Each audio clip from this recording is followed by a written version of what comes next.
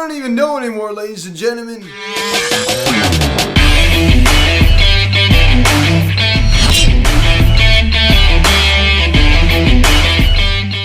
Yo, what is going on, everybody? Welcome to Phillies Sensitive Mini, and today we're going to be talking about Major League Baseball canceling 2 more series of the 2022 regular season.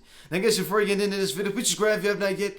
Please turn on the notification bell. Please like this video, comment on this video, share this video, and let's get into this. So, for the second straight week, ladies and gentlemen, for the second straight week, we have been misled by the media to believe a deal was, close to being done, and it was. It was until the international draft came around. Of course, presented by the wonderful owners. And of course they were going to do away with the qualifying offer, but here's my thing on this. I'm still mad at both sides, and I am still mostly on the player side, but I will say, this is where I go, hard on the players here. I mean, from the very beginning, the owners were not caving, right? We all saw that. The owners, I think this is what kind of started, right? The owners were not caving. They were not budging. You saw the leaked stuff by Alex Wood, right? The, free agent pitcher. And, of course, previously with, most recently with the San Francisco Giants. You saw him leak that thing out where they, that report in December where the owner said, we don't want a fair agreement. We want to break the players. And that's not right. I mean, that is not right. And the owners are definitely, the cheap owners, like, the owners of the Pirates, Guardians, whoever it may be. The owners of the small market teams that said, like Oakland, et cetera, et cetera.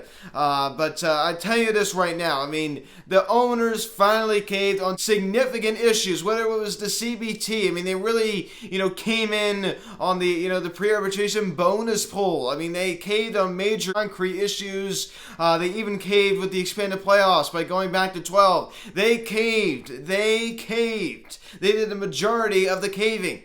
And now all of a sudden, we're really, really close to a deal, right? I mean, the CBT basically agreed on. Of course, not exactly. You saw the figure that Jim Bowden put out. I mean, pretty close. But oh no. The international draft, that is what messes this up. And the owners, in my opinion, weren't totally at fault today. Now, you go and take a look at the Max Scherzer tweet talking about how down in Florida this wasn't really discussed, and then all of a sudden they bring it up to try to deflect blame on the players. Both sides are going to put out stuff to make the other side look bad. I mean, that is their main goal. So I don't really know if I believe that or not. And I don't know who to believe anymore. I will not believe there's a new CBA until I see Rob Manfred signing the new collective bargaining agreement along with Tony Clark. I will not believe it until I see it, because I am so tired of being misled by the media. I'm so tired of it. And I understand it's not all their fault. I think they're trying to do the right thing. I think at least some of them are trying to do the right thing and trying to get the truth out about what the heck is going on with these negotiations. But it doesn't really seem like they're doing the best job. It does not seem like they're doing the best job. And you saw, they met for 16 hours yesterday. And it was the same thing that happened last week. The same thing. But you know what it is, though? One thing I will say is that I really did believe it this time. I really, really did. I mean, they were so close on the CBT. They kept meeting. I really, really thought, you saw the compromise they were given. They're like, well, in 3 years, of course, every CBA, usually it's every 5 years. They said in 3 years, we can open this discussion again. I am totally against that. I don't want to go through this again in 3 years. I want things to change. I want to get these cheap owners out of the game. And this is what Steve Cohen is trying to do, and I am back behind him 100%. We need to get these cheap owners out of baseball. They are destroying our game. And as Jack Fritz said, if you make $100 before you even sell a ticket and are still complaining about sending money, then you need to go. You are what is wrong with the game of baseball. And you're complaining about it being in a league that revenue shares, as I said, when you make $100 million before you even sell a ticket, you're making money off of TV contracts. And you're still constantly complaining. You don't want to spend money. You need to get the heck out and sell your team. You need to sell your team right now. Of course, as I said, I will go back to the owners again, right? This is where I don't really think they were entirely wrong today. They have caved on a lot of issues to the players, where in previous CBAs, it is the players who were caving. And I think the owners went into this. I think 2020 was a wake-up call for the owners, significantly. So I'm not going to say they went into 2021 CBA negotiations thinking the players would cave, but I think they thought that they would. And I think they're very, very surprised. And I never would have thought it would have gone on this long. Today is March 9th, 2022. I cannot believe how far it has gone. I never would have thought, as I said last week in last week's video, I said if you would have went back to December 2nd when I made that video about, talking about the lockout happening, when it did officially happen. If you remember I said in that video, I said I do not expect spring training to be affected.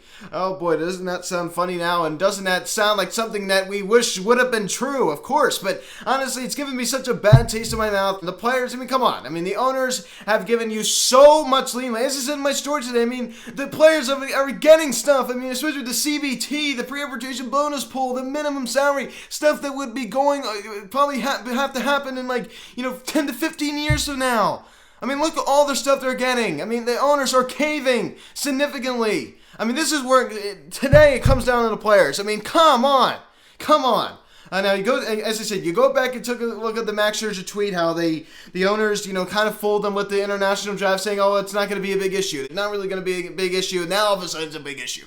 So you have to go take a look at both sides. And that is why it's just so hard to believe, because both sides, as I said, are putting out stuff against each other. And of course, Rob Manfred, why do you have to keep canceling regular season games? Why do you have to keep canceling series? And why all of a sudden they have to have the 6 p.m. deadline? Oh, yeah. So if it doesn't get done by 6 p.m., if it gets done at 6:30, I think, yeah. Half an hour difference. Yeah, I think we're going to have to cancel 2 series. Yeah. Oh, 6:01. No. 1 minute difference. That's really going to be significant. So, I think 1 minute will decide whether we cancel 2, series of regular season. That is just the most absurd thing I think I've ever heard my entire life. And you just heard the news broke while I'm recording this video that the MLB and MLBPA will continue to meet tonight, not in person, but over Zoom to discuss the international draft. So that is a good sign. Yes, they are motivated to get a deal done. But this is something I talked about last week. This is something I talked about last week, and I'm going to bring it up again.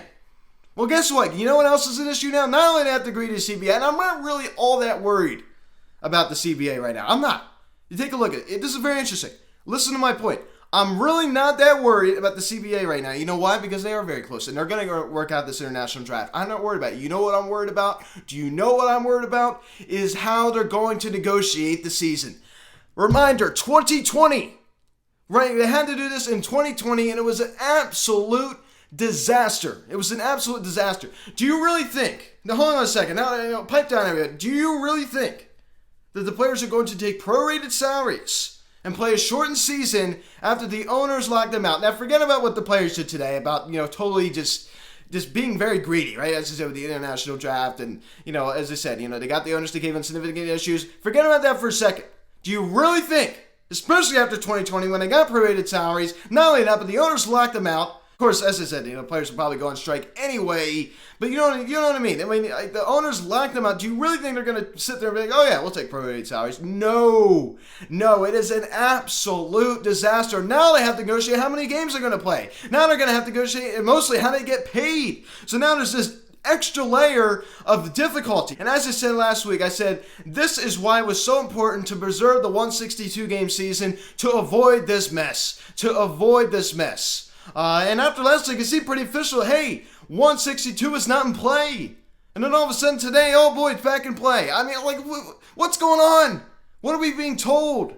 It just makes no sense. And tonight was supposed to be a rage video. I decided not to do it because, I don't even feel like ranting. This thing is just so ridiculous. It's just so sad for our sport. I don't even know what to make of it anymore, ladies and gentlemen. I just got a very interesting message from friend of the pod, baseball guy Sean, on WhatsApp app, and he said, hey, you know what? There's an above 0 chance that there might not even be a season. And I hope he's wrong. I really, really hope he's wrong. But I tell you what, this complicates things so much more when you have this extra layer of negotiating to do. When you have this extra layer of negotiating to do. So just think about it, ladies and gentlemen. I said that for the third time. You're not worried about the CBA. You're worried about how they're going to negotiate how to play the 22 season. That is, if you're a baseball fan, that is what you're worried about. Because they're not far away in the CBA. They are not. But shame on them for not getting this done. They have another 16-hour meeting, and I don't even care. I'm not going to believe it until I see, as I said, Robert D. Manfred Jr. and Tony Clark signing that name. You know what I mean? The CBA. I'm not going to believe until I see it. I will take a shortened season to get these cheap owners out of our game. I never want to have to go through this again. I will take a shortened season for that to happen. We need to change our game for the better. We need to change our game for the better. You did hear there is some positives that are coming out of these negotiations. It's not all negative, with the shift and everything. We'll talk about this more on Saturday weekly update. But it seems like they're not going to slow down. And here's the thing. Another thing I want to talk about. I thought this was very interesting, and annoying, really, really annoying. So, last week they have all these meetings. They're meeting 12 hours a day. They're meeting, and then all of a sudden, by the deadline, they don't come to an agreement, so they stop. That little Mickey Mouse meeting between Deputy Commissioner Halem and will be Representative, whatever his name was, of the Players Association, when they met for an hour and a half to 2 hours, and just, of course, that was a nothing meeting. Then they began the negotiations over the weekend, and then, this week, and then, the deadline comes again. Oh, nope, no deal. Okay, now we're going to take another. No, we are not going to take another couple days off. You're going to get back in that room tomorrow morning, 10 hours a day, negotiating until we have a deal. Enough of this negotiate. All right, a couple days off. Negotiate, a couple days off. No. No. I mean, they need to be in there negotiating 10 hours a day until a deal gets done every single day of the week. Saturday, Sunday, whatever needs to happen, they need to be in there every single day, and they should have been before December 2nd. I know he always says by the time December 2nd hit, they should have been in there. They should have been in there before December 2nd. I understand it's hard to do it during the season and everything, but at least by, when the World Series ended, what was it, November 4th, November 3rd, they should have been in there by that time negotiating 10 hours a day, and they were not. And this is where I put a lot of blame on the owners. And of course, you don't know this, but Tony Clark said in his press conference, he's like, each day of the offseason, we were there to meet. We were ready to meet, and the owners did not call. Of course, I'm paraphrasing what he said, but he basically said, we were there, we were waiting, we were ready, we were eager to meet, and the owners were not willing to meet with us. So it seems like he's kind of, throwing the dish at the owners. Of course he is. But as I said, I'm still more in line with the players. I'm still more on their side, but I'm disappointed in them today. I really, really am. And I just made a post about maybe half an hour ago. I said the only time Major League Baseball and the Players Association cares about fans is when they are not showing up to the ballpark. And you know what they make when they don't show up to the ballpark? $0.00. That is what they make. That is their total profit margin. $0.00. So, of course, that's the only time they ever care about fans. They don't care about, fans who are, eager for baseball. They don't care about young kids who, really want to get into the game of baseball, love the game of baseball. They want to watch Mike Trout play. They don't care about any of that. They don't care. You know what they care about, though? They're looking out for their best interests. Some of the agreements are helping the game, but letting regular season games get infected is terrible for the game. It's damaging to the game, and it's a disaster. I see a lot of empty ballparks this year. And opening day, I think they're going to be thinking we're going to, run out of the field opening day. We're going to get cheered. I think you're going to hear a lot of boos. There's going to be a lot of pushback with the fans. If there's hardly any fans in the ballpark anyway for opening day, you're going to hear a lot of booing. You're going to hear a lot of unhappy people, and rightfully so. I'd like to hear John Middleton's stance on this. He's been very, very quiet. Of course, managing partner of the Philadelphia Phillies, John Middleton, majority owner, John Middleton, very, very quiet. You have not really heard his stance on this. The original plan was that there was an agreement made today. The opening day would have started on April 6th or April 7th. They would have pushed back, and they would have had some doubleheaders, and then pushed back the season 3 days, and they would have had 162. But here's the thing I understand: if you don't have a deal by 6 o'clock, then all of a sudden, why do you have to cancel all these regular season games? And then let's say they're not going to. Let's say hypothetically you come to agree at midnight tonight. We can't do that. It's just I don't get this. I feel like this is very, very strange behavior. I don't understand it. I don't know if they're trying to fool the other side. I mean, last week, Rob Manfred canceled the first two regular season. He kept saying, we are not making these games up. Not making these games up. They keep emphasizing not making the games up. So clearly, it's a posturing move. It's to try to, they're playing chess with each other. It's just ridiculous. It's just so ridiculous. I mean, I just encourage you all just to sit back and just take a chill pill, because following it is just annoying. So, very disappointing news. I hope you all enjoyed this video. I mean, what's there to enjoy? Very sad news for our sport. So, guys, thank you so much for watching this video. Please subscribe if you have not yet. Please show me your bell. Please like this video, comment on this video, share this video. Check out the social media links. Phillies Still Media, Instagram, TikTok, Instagram. Follow me on Twitter at Still Card text 267-225-3392. Email me, philliesstillmedia@gmail.com. So guys, thank you so much for watching. I'm Luke, and I'll talk to you later. I'll see you guys.